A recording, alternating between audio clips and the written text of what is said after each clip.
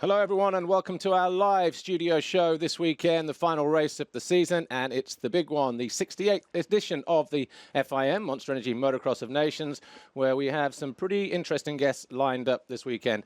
Jeff Emig, a multi-time AMA national champion and 3 times Motocross of Nations winner, joins me all throughout the broadcast, through the qualifying races and the races tomorrow, and we'll welcome him in a moment. But also we've got Chad Reed, Eli Tomac, and Dean Wilson coming up on the live show today. But Jeff Emig, first of all, welcome to the live studio show. It's not the first time we've done this. We did this last year in Germany, of course. Yeah, it's great to be here at the event. The excitement is starting to build now that we've finally had riders and the machines out on the track. So everything's just getting going here in Latvia. Well, I think Chad Reed has just arrived, so we'll let Chad take his place. He's just been down at the riders' meeting just to show that we are completely live here this weekend. First impressions on the track, though. We were out watching free practice this morning. Had a little bit of rain last night, but the sun is out, though. Yeah, the track looked really fast to begin with. It's a sand track, a little bit of a hard base underneath, but that moisture we definitely feel is going to make the track rougher. But for the most part, in the 3 practices that the riders have had, the track's really fast and really smooth. So really it was about having some flow and carrying your momentum and not so much the chassis setup. Would you agree? Yeah, absolutely. And obviously the unique nature of the Motocross of Nations as well means that tactics are going to come into play. The qualifying races this afternoon are determined in terms of the positions the riders go to the line. Was all done by ballot this morning. We'll talk about that a little bit later on, of course, because that is, keys to the race, as you guys say at home. Yeah. These could play a vital part in the outcome of this race this weekend, even starting with today. Yeah, and of course, you and I, along with, all of the other thousands of people that are here, you look at the team lineups, you're saying, okay, who has the strongest 3-rider team? Then once the bikes go on the track, and even though it was a free practice, we still see the lap times and we see where the individual riders are. So already the wheels are turning, trying to figure out, okay, who looks like they'd be best. And then, of course, that ballot determines their starting position for this qualifying race here today. And it's the ballot was not favorable for a lot of the favorite teams. So, so we'll see how that plays out here a little bit later on. Like I say, we will talk about that a little bit later on. But I'm glad to say, straight from the riders' briefing, Chad Reed, Team Australia, joins us here. Chad, welcome to Latvia. Welcome to the studio show here. First impressions of the track. I know you've been in Europe a couple of weeks already. We'll talk about that in a moment. But first impressions of the track. You've had practice this morning. How did the rain affect conditions, do you think? No, I think it actually made it maybe a little more sandy. I think at least when I walked the track yesterday, the track seemed to be, quite a hard base. And talking to the MX3 guy, which is obviously the last guy on the track, sounds like that hard base is starting to come back. But for us, they pretty much dissed the whole thing, and it actually it was fun. I had a lot of fun out there. It's probably most fun that I've had on a dirt bike since February. So it was a good time out there. Track looked pretty smooth. You guys were in the first ride. Yeah, I mean, obviously it was smooth. They dissed it up, and it took a while for the lines to come in, so it was pretty deep. You had to be careful on going long on the jumps and not sticking a front wheel in the sand. But yeah, I mean, it's great. It feels nice to be back on what I call more of a GP style of riding. And for me, just when I ride motocross, the GP lines seem to fit me a little bit better in the U.S. The U.S. they're kids, they're balls out, wide open into the turns, brake hard.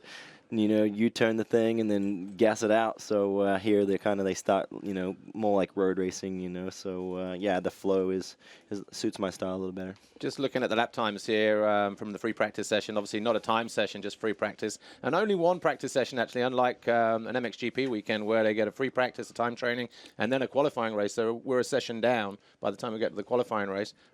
Fifth, 1:48.4, that's about 2 seconds down on Alexander Tonkov, of all people, on a 350 this weekend. You reading too much into that? Not really? No, I actually feel quite good on the bike and feel comfortable. So I think that, we weren't maybe not a 46, but we were a little better than that. The last lap I got, jack like everybody else does on a sand track. Obviously everything funnels down into the inside. So, yeah, I feel like we got a little more in us. But, yeah, happy with that. Bike feels great. So, yeah, it's time to drop the gates and see where we are. Well, let's talk about that gate drop and the draw for gate pick. Team Australia, of the teams that we would consider the top teams, probably has one of the gate picks, one of the best. I believe we're 16th. If you want to talk about 16th, which is still not one a of the gate. teams that has a shot at strong finishes. I think we're 16th. We're ahead of most people. So that's not normal for us. Normally we don't draw too good. No. So yeah, I mean, I think that qualifying is going to be very important. So hopefully we can take full advantage of that and get good starts, get out front, and yeah, try to be. I think you got to be in the top 3 in qualifying. Otherwise, it's going to be difficult. But that start, the first turn, it's a long straight, makes an immediate right-handed 180. So getting back to the draw on the gate pick, even being 16th on a normal type race, you would say that's not really a good gate pick, right? It's my average gate pick in the Nationals these days. This summer. It's been brutal, but yeah, I mean. So you're used to it. Yeah. Yeah. But then I'm still not used to it, no. But I think it's going to be, yeah, like you said, I mean, it's a right-hand turn. It's very deep. They've dissed it up, but then it also has a hard base under there still, so you're kind of like you're plowing in there the whole time. So the YouTube stuff that I've seen, it seems like there's a crash in there all the time. So, I think it's just, yeah, it's going to be a crapshoot. But then when you look at the footage that you've seen in the past, they're the fastest guys from MXGP, MX2. They're always at the inside. You look at the list here, Israel, gate 1, Slovenia, gate 2. There's a load of teams there that you would kind of go, maybe 1 or 2 of those are going to be fast starters, so you might even be able to get that jump and lean on them. That's the plan. Yeah. Yeah, like being one of the better teams to, in 16th, hopefully we're going to go and, rip a whole shot and, yeah, try to run away with this thing. So, yeah, did some testing this week. Hadn't been riding a dirt bike too much, to be honest. So a 5th place for me, and ahead of Ryan Dungey for the first time since February. It's a good time for me. Was that, Dungey qualifying 11th in that surprising for you? If we're in the U.S., yes. The Nations, it seems he has these moments of brilliance, and then kind of misses here, there and there. So, I mean, you can never count Ryan out. Sure, I think sure. Ryan shares a lot of the same qualities that I have. It's practice. Go learn the track. It's not about throwing out, throwing down. Then it's tomorrow's where they hand out the points and the trophy. So. Yeah, I don't think you can count out Dunge ever. No. The last time you rode a Motocross Nations back in 2011 in Saint-Jean-d'Angely, Australia on the podium for the first time, got 3rd. You won the first moto. Interchangeable conditions back then. I seem to remember a rainstorm midway through. How much of a big deal was that for you personally, that race, that weekend? Not just the race wings. I know you've won races before in the Nations, but getting on the podium for Australia. Yeah, I mean, just rewatching this, it's brings back good memories. I think... that year I feel like I threw away a championship. I think I had an outdoor title, all but wrapped up, but threw myself off the bike, and so that was kind of for me at least, the turning of the thing, whatever you want to call it, I guess. But got my confidence back, started riding good, and then actually had a strong season that next year. But until I got hurt. But yeah, I think for us, I just enjoyed the Nations. It's a lot of fun. Like I said, it doesn't make a whole lot of sense, but it's just an event that you make happen. And is it still fun? You're still looking forward to this one? I really do. At 32 years old, I feel like I'm the kid on the team. So I'm out there, like I'm in the lobby this morning waiting for the kids and, ready to do this thing. So 2 of us were on that podium team, and I think Luke, I think he was 9th fastest in his practice. So, he actually looked good. I was impressed with the way he looked. Didn't look too bad. So I think it's a little bit unrealistic to, think a podium is in grasp for this weekend, but I think a top 5 is possible. Yeah, Luke, to me, he went out, and I was really interested to see, if those nerves would get to him or anything like that. And it seemed like he just went out and charged and just hammered the track the whole time, and that honestly, probably something to just get that energy out, right? I think he's much more calm than Moss. I think Moss is a little bit high-strung. The bike that he's on is very, very different than what he's on, on at home. So I'm not totally stoked on the situation over there. I would have liked to see him just get a production bike, put his bike, suspension bars and all that kind of stuff. It's just, you come here, you get a factory bike, and yeah, okay, it sounds like it's cool because you get a factory bike, but somebody else's factory bike. Factory bikes are very much a personalized motorcycle to that individual. Yeah. So they don't typically, it's not like you can ever jump on your teammate's bike and it always feels better. Exactly. Yeah. We're almost out of time with you, Chad, but obviously you've been here a couple of weeks, spending a bit of time at Valentino Rossi's ranch. How was that? How did you know him anyway? I mean, I've been around Valley, from the Yamaha days and all that kind of stuff, and the whole crew is a group of Australian guys. So yeah, I know them all very well. They all come to the nationals every once in a while, and yeah, it's been a kind of a plan all year, and Ellie was going to Australia, so yeah, I thought, why not go have a boys trip? So it was awesome. I had so much fun, and like I said, I mean, honestly, I haven't trained, full intensity since Red Bud, and really haven't rode a dirt bike in the last month. So to be top 5 today was quite was a nice thing to see. Good. Well, look, we are out of time here with Chad Reed, but before we meet our next guest, let's take a look at what happened. Race 1, 2013, Motocross of Nations in Teussenthal, Germany. Chad Reed, thanks a lot, and all the best this weekend for Team Australia. Thanks, guys. Have a good day. In the qualifying, it was Team Australia who were surprised. Pole sitters ahead of USA, Belgium, Germany, Great Britain, Italy, France, Russia, Estonia, and Spain. Well, the gate dropped in moto number 1, which was MXoN and MX2, and it was Dean Ferris of Australia. And, whoa, I tell you what, it was close between him and the number 55 of Valentin Guyot. But early on, Dean Ferris, he led the race initially and then ran off the track. So too did the Russian Evgeny Bobryshev. That allowed 55 Valentin Guyot to lead the race. But not for long, because Ken Roxon, number 2 on the KTM riding for Team Germany, found his way into the lead as the Swiss rider Valentin Guyot made a slight mistake. Antonio Cairoli was in 4th place for Team Italy and closing in on the green and gold of Dean Ferris. But it wasn't long before Cairoli found a way around the outside of the Australian, and the Italian was in 3rd place. So Cairoli was on the charge, and he was going after number 55, Valentin Guyot, who then came under attack from Jeremy Van Hoorbeek, who started around 5th and started to work his way up. A couple of mistakes in the race, though, left Van Hoorbeek down in 7th position, as Valentin Guyot looks set for a top 10 position for Switzerland. Alessandro Lupino, number 14, and Jordi Tixier, number 17, of Italy and France, respectively, were in the mix as well. Those two had come home in 12th and 13th. Dean Ferris got caught by Justin Barsha of Team USA, and Barsha was on a mission then. Cairoli made this pass around the outside of Ken Roxon, who slipped into neutral. But in the closing stages, Roxon and Tomac battled for 2nd place until this moment here, a big off for the American. He picked himself up, he was okay. He rejoined the race in 16, but Cairoli was a winner for Italy. Germany was 2nd, Great Britain was 3rd. Right, we're back, and obviously some of the highlights from race 1. We'll have race 2 and race 3 from last year coming up later on in the show as well, but I'm glad to say that Eli Tomac, Team USA, going to be riding in the open class this weekend, not on the 250 that we saw there in the highlight from Germany. He joins us now, and also Jeff Emig as well, if you're just joining us. Eli, welcome back to the Motocross of Nations, your 2nd visit now.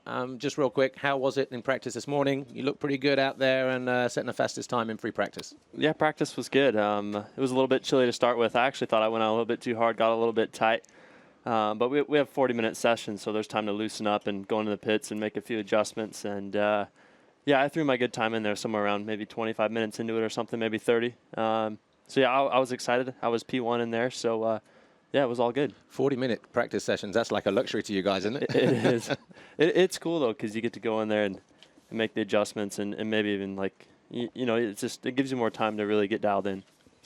Well, and being the final practice of the free practice, the track finally started to get some bumps, started to rough up a little bit. The ruts and some of the jumps and around some of the turns, you know, are a little more like what the race conditions would be. So you feel that even though track got a little bit rougher, you were the only rider at a 145.3 in that 145 range. So yeah, I mean it was good because you know, with that 40-minute time too, you can have slower laps to where you can find, you know, different lines, bounce around to a few outsides, kind of hop over jumps here and there, and yeah, it was good. So overall, we talked the first session with Chad Reed just a bit ago about the draw and the gate pick for the qualifiers here later on.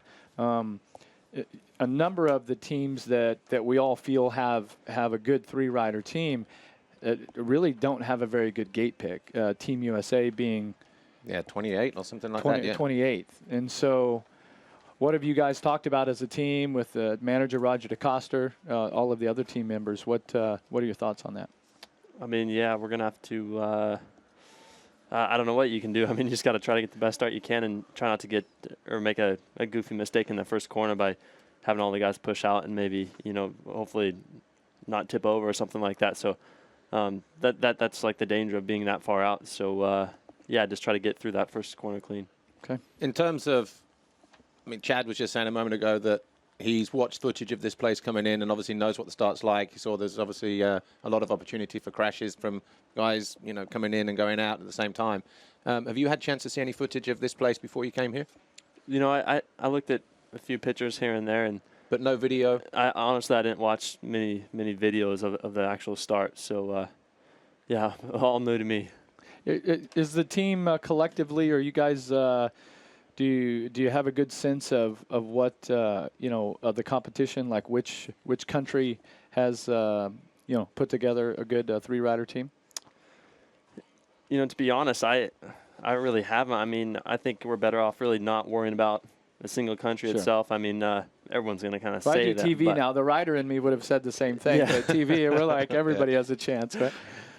Yeah, I mean, we're just going to go in there and you just got to ride your race. But having done one last year, I mean, I'm guessing there were nerves coming into the first one thinking, okay, Motocross of Nations, and you kind of think, not really sure what to expect. Roger would have talked you through, Ryan would have talked you through a little bit, maybe even Justin, but obviously now that you've done one, got it out of the way, and then you come here, second time around, do you feel you know what to expect, a little bit more prepared, and there's a little bit of less pressure on you in that respect, and you can be a little bit more relaxed?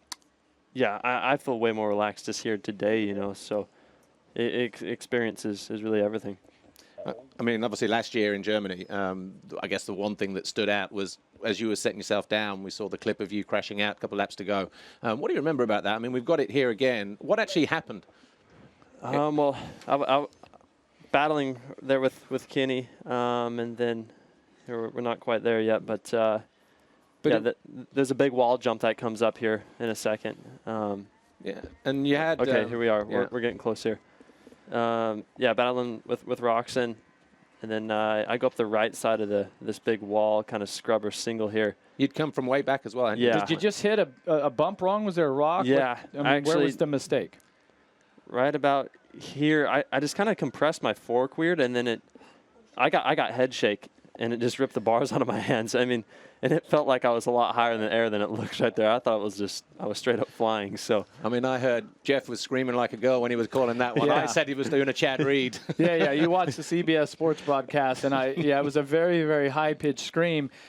But the good thing is that the backside of that jump didn't really fall away as much as it could have, because even though it seemed like you were pretty high at one point, it seemed like that you landed, rolled a little bit, and then but basically you were okay. Yeah, there was enough there to kind of break the fall. There was enough downhill, but it wasn't flat where I was going to kind of splat myself. Yeah. So Yeah. It's still never a good for that. situation Yeah. to be flying away from the motorcycle. That's not the objective. Never. when you're out there. And obviously from TV at the time when it was live, it looked a lot worse, like I say, than it could have been. But in that moment when you took off and suddenly you're going higher, you just kind of think, I need to spot somewhere now. But you're out of control, aren't you, at that point? Yeah, you are totally out of control, and really, I guess at that point you're trying to get your arms out, and try to break some of the fall. And yeah, when you're in the moment, you're in the moment. Yeah. Well, let me ask you this. So this was your last year was your first ride on on the Motocross of Nations, and of course normally we race as individuals, and so if you have a fall or you have a mistake, it only is you, but being part of the team, when you make a mistake like that, the other team riders are relying on you also. Is that mindset, like when you crash, was there maybe a different sense of like urgency that you've got these other team members also that you're going to let down? Yeah, I mean, there totally is. I mean, it's just a heavier weight that falls on you. So, that's what's cool about this event is that, everyone has to do their part. I mean, yeah, you can throw away one moto from one guy, but, that's it. Yeah. And obviously, America haven't won it since 2011. They were third in 12, second last year. That might have been a costly mistake there, just to sort of add impact to what Jeff was saying in terms of how important a team race is. But the good thing was you got back in a race and, you try to pick up as many points because we didn't know what's going to happen in the second and third races to sort of say, well, do we keep your first race score, for instance? Yeah, I mean, I was lucky to get back out there and get a second place, really. Yeah, it was awesome for me, but, you know, that it did cost us, you know, throwing away that moto. In terms of the last nationals in the US, you've had what seems to be like a larger downtime period than usual for the guys coming in. I remember when Jeff and I used to race the nations, you'd probably finish your last national the week before, we'd finish the last GP the week before. But you've had a couple, 3 weeks off now, haven't you? What have you been doing? Bit of downtime, bit of fishing? Yeah, it was close to like an entire month, I would say. So, yeah, at that point, I just went back to Colorado, and actually I did some elk hunting. I like to he likes to do hunt, archery, not to fish. Yeah, with the bow. Yeah, Old school. So yeah, I took like 10 days off and got back on the bike, and actually felt really good. And you feel real good now coming in, like a little bit recharged. Yeah, fresh and recharged, and not really burnt out. So, yeah. All right. So how are you different this year, having the 1 year of experience under your belt, knowing what the event's about? I mean, you seem calmer now. I mean, certainly if you go out and qualify first, that certainly helps calm the nerves. But what's different about this year from last year? I would say, well, this year I was really excited when I saw the track, you know, a little bit sandier soil. We actually don't have a lot of that in America, and I've kind of always wanted to race something like this, and now it's here. So, you know, I'm excited to race this track. You know, I told myself to be more calm, but I did get a little bit tight beginning of that practice. So, I don't know, a little bit of nerves are good, and yeah, I'm ready for the first qualifier.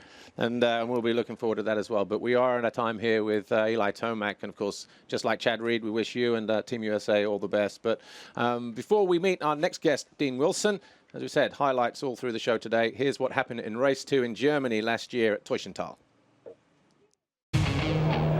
Coming into the second race, Germany were leading, 13 points for them. Italy and Australia tied on 14 with Belgium on 15, France on 17, and GB and USA in 6 and 7. Out of the blocks once again, Dean Ferris of Australia, followed by Ken Roxon of Germany, as a few riders went down. One of those, the Australian Todd Waters. And he got held up there for a little bit, but Dean Ferris was doing his best for Australia, but it wasn't long before the number 2 of Roxon was through for Germany. Tomac was in 3rd, Barsha of America was in 4th. So making up for the disappointment with moto number 1. And it wasn't long before the 2 Americans were battling away. Both of them passed the Australian Dean Ferris. And at that point in the race, Team USA were on top. Dean Ferris then came under pressure from Justin Barsha. That was the move just there. That put him in 3rd place behind his teammate Eli Tomac. After crashing at turn 1 with Todd Waters, Dennis Ulrich was out again after a collision with the stricken machine of Heron Bracker. He would not finish the race, so Ken Roxon was all on his own for Team Germany in this race. Commander Salvo, who made a poor start, he was the fastest in the qualifying race on Saturday, soon found his way up past Dean Ferris, and he was hard charging as well. He was in 4th place at that point. A little bit further back, Alexander Tonkov of Russia and the number 14 of Alessandro Lupino were battling hard as Justin Barsha almost off the side of the bike in the same way that Tomac was in moto number 1. He was caught by Commander Sal. The Sal eventually went through to take 3rd, but the battle of the big giants in MX2, Ken Roxon and Eli Tomac, were pushing this one all the way down to the finish line. Tomac would show Roxon a wheel every now and again, but the flag went out, and it was a win for Roxon and Germany. Tomac was the 2nd, De Sal was 3rd for Belgium, Barsha 4th, Ferris was 5th. And we're back again here in the studio show, the 68th edition of the FIM Monster Energy Motocross Nations. Myself, Paul Malin, Jeff Emig, and now Dean Wilson riding for Team Great Britain. And Dean, good to have you back again. You've done 3 nations now for GB, 9, 10 and 11. Looking forward to another one here this year? Yeah, definitely. I mean, it's been a couple of years and I've definitely missed it. It's definitely one of the funnest events that I like to come to. So I'm enjoying it, and yeah, hopefully it's good for us. It's been a pretty big week for you, hasn't it, with the whole Scottish independence thing? I know you live in the States and all the rest of it. Did you manage to get home and place a bet before you came here or not? No. A vote, sorry? No, I didn't get to vote, but definitely kept track of it, and kind of glad the way it worked out, just because we have a really strong team, you know, Team GB, and I kind of like to keep it that way, so it's good. He's already gained his independence. He lives in sunny Southern California. He's gone the long way around to get there, Motocross hasn't he? 365 days a year. But again, we'll just ask this first question. How was it out there, first practice? I know normally coming in from the US, it's a circuit that you've maybe not ridden on before, so maybe a little of interpretation where you kind of think, nervous, anxiety, just want to get the first session out of the way. Are you happy with the bike setup, for instance? Yeah, definitely. I think my suspension was a little bit stiff to start off with, so it's nice that we have 40 minutes to really figure it out. And I pulled in a couple of times, and I think we got it a lot better. And yeah, I mean the track was actually pretty good when I first went out there. I was expecting it to be a lot rougher, but by the end of the practice, it was pretty rough. So yeah, it was good. I felt pretty comfortable. Just yeah, got to stay loose, and I'll be fine. And just real quick, Jeff. Obviously, 2 Scots on the team. You and Sean. Are you kicking Tommy into shape? Yeah, definitely. I was watching his practice, and he took forever to get up there. I was like, come on, Tommy. But he sorted himself out and got third. So we're sitting 6-3-3. So it's good. Perfect. And so typically you ride or have been riding a 250. Tommy, on the other hand, rides a 450. So you guys have switched bike sizes. What's that like? I mean, certainly having the power of the 450 on a sand track like this is fun, yeah? Yeah, definitely. It's a good thing I'm pretty happy I was riding in Florida before I came, ride some sand, because it's not crazy sandy, but it still is, it gets those sand berms and the berms blow out really bad. So, yeah, it's definitely nice to be on the 450 and have some power underneath me when I bury the bike a little bit in the corners. And what about the media interest this weekend? Because obviously, it's pretty full-on weekend, the biggest event of the year in anywhere on the world, basically. Even top American journalists and sponsors come here, everyone from Japan. We have the guys from Australia, New Zealand, whatever. And I'm guessing from your side, it's been no different. A lot of interest riding for GB, for instance. Yeah, definitely. We've been really busy the past couple of days. Yeah, I mean, we've just been doing lots of interviews and walking the track, and it's pretty crazy. So, yeah, as you can see.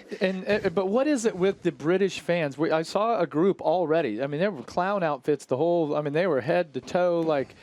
Yeah, the boys don't mess around. I think they start slamming the paints Thursday night, and they don't stop till Sunday after the races. So it's good. The fans love it, and that's what's so awesome about being part of Team GB is like they love it, and they're just so pumped to be here, as well as I am and the team. So it's just a good atmosphere, and yeah, it's good. Good. Just looking at the start list again, we've mentioned it with Chad Reed, we mentioned it with Eli Tomac a moment ago, and when we look at the favourites that could be lifting the trophy, certainly top 3, top 5 teams, of which Great Britain has always figured to be one of them. GB this morning in the ballot picked out 17th on the gate. Are you as happy as you could be with that, do you think? Yeah, I mean, that's all right. I guess I'm just going to have to get used to starting outside anyway, so it's a start. But, yeah, it's a shame to be starting off from starting outside. It'd be cool to have an inside gate. But, yeah, my starts have actually been feeling pretty solid lately, and so I think just get a good start. And you kind of have to bulldog your way in there just because it's a right-handed turn, and I don't know, you just got to lean, I guess, on them. But, no, I think it will be good. So, any pressure on you? I mean, it's been a while since Great Britain has won. Actually, anniversary. Check that baby out. The Paul Malin special. That's it. I'm surprised dust isn't falling off this thing. Well, we were joking around earlier. He's like, hey, do you recognize this? And I'm like, no, not really. He's like, now do you recognize that? I'm like, oh, the back of it. Yeah. We had a...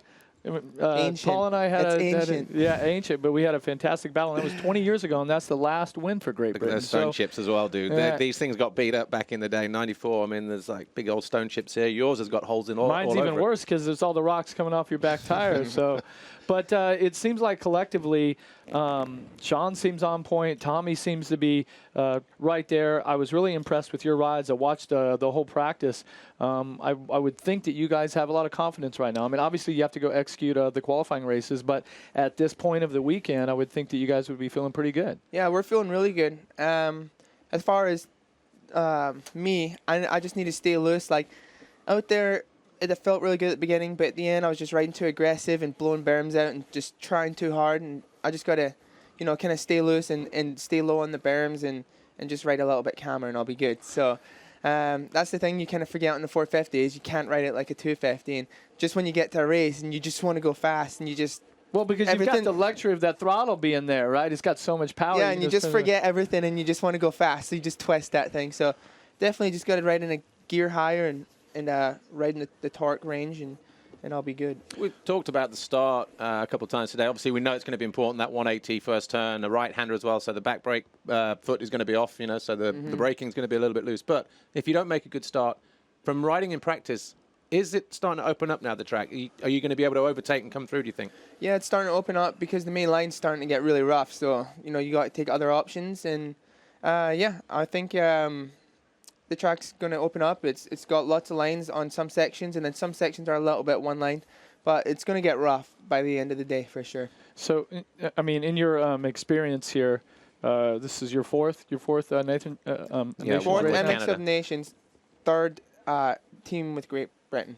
With Great Britain. Yeah, so knowing what you know now, like what's the most important thing going into the motos tomorrow? Like, where you're thinking, okay, I need to win, or I mean, you know, of course the result is there, but what is it that you're personally focusing on? I mean, you mentioned earlier, like just kind of calming yourself down.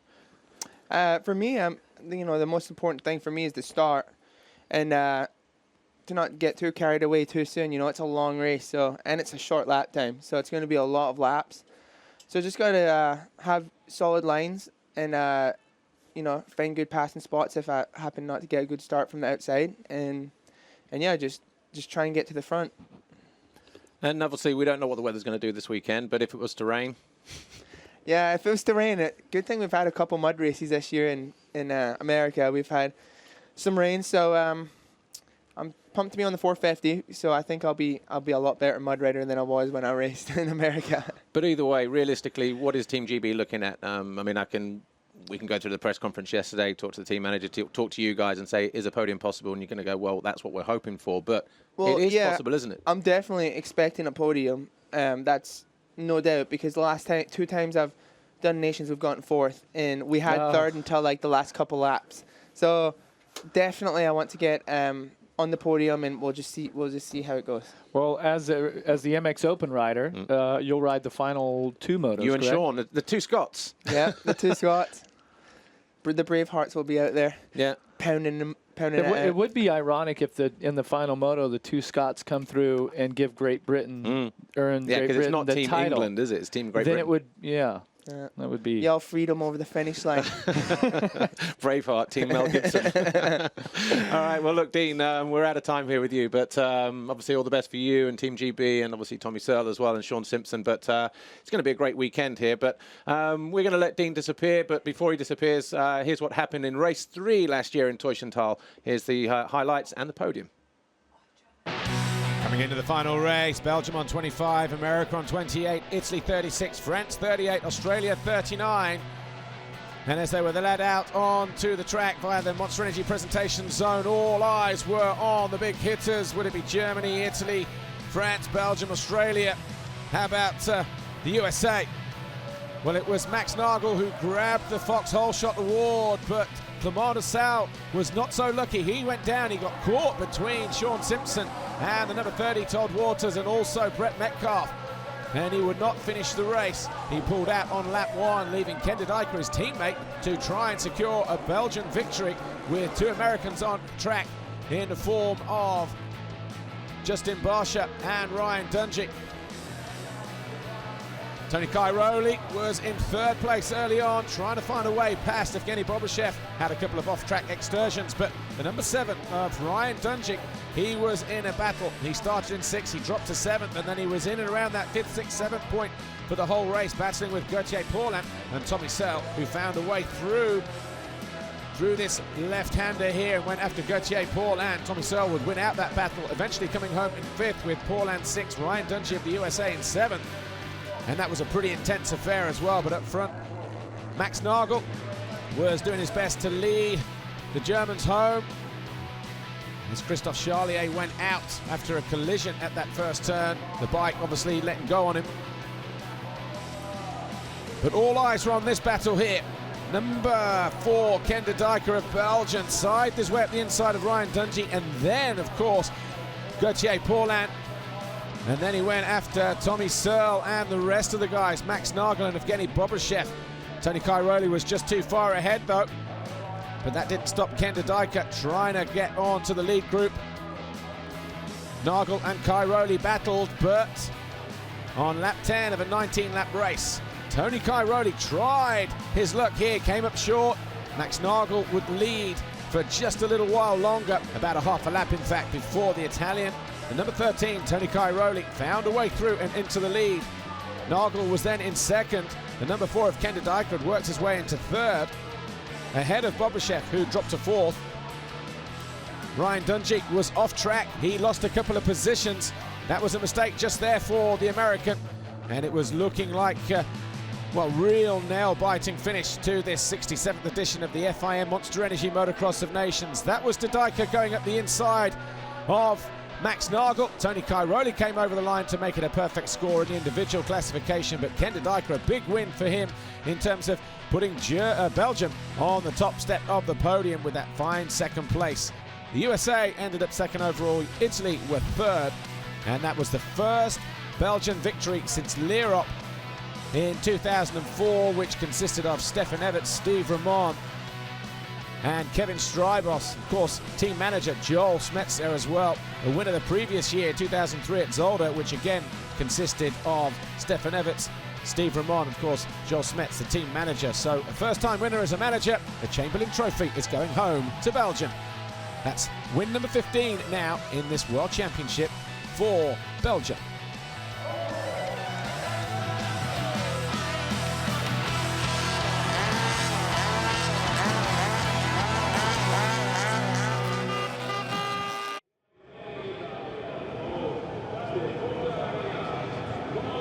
So Belgium arrive here as the defending champions, and Amy Dargan is getting ready to speak with Joel Smets, the team manager, because some say that after that team last year, after that performance, maybe they're not arriving here with their strongest team. So Amy, what have you got for us? Yes, Paul, I've managed to track down Joel Smets. As you can imagine, he's a very busy man this weekend. Joel, we've got no Clement de Sal, no Kenda Dyker this weekend. Is the team still as strong as you hope? Well, I don't think we're just as strong as we hope to be with Clement there. But also it wouldn't be fair towards Julien Libert to say that we, that he's the weak link of our team. He's only 20 years old. He doesn't have the experience. He's still making his way up on the ranks in the individual World Championship. So we don't expect miracles from him. But of course, I think we have to be honest that yes, we are slightly weaker, of course. In 2012, you were disappointed not to win in Belgium. You went on record last year saying that you weren't going to be happy going home with anything less than the win. What are your expectations this year? We still believe we can win, but our hopes honestly are not as high, of course, as last year. I think it's always important to be realistic. You have to be ambitious, you have to be motivated, but at the end of the day you also have to be realistic. And we can't expect, for example, Julien, we can't expect him to beat all the other top guys, so that wouldn't be realistic. So we really have to count on Jeremy and on Kevin, but of course that brings a lot of pressure on their shoulders. So yeah, we have to definitely talk strategy tonight and see how we're gonna attack the race tomorrow. Thanks, Joel. I'll let you get on, and good luck to Team Belgium this weekend. And it's back to you guys in the studio. Thanks, Amy. And, well, Joel Smets there, the team manager, Jeff. You know, yeah, no Clement de Sal, no Kenda Dyker. Don't write off Julien Lieber. He's not necessarily the weak link. But not confident in maybe defending that champion by the sounds of it. No, but if you did notice that he has been part of Team Belgium as a winning rider, and now as a team manager, I believe that Belgium has that sort of rich history where they expect to win. They expect to be in the conversation every year, even if their MX Open rider is a younger rider with not the experience, doesn't have the notoriety, but with that sort of confidence and the guidance around him, and that sort of aura that Team Belgium has, is that could really help Lieber, build his confidence, and to have one of those special Motocross of Nations races, and have his finishes count towards the Chamberlain Cup. Well, then let's talk a little bit about strategy. We've got about another 5 minutes to go.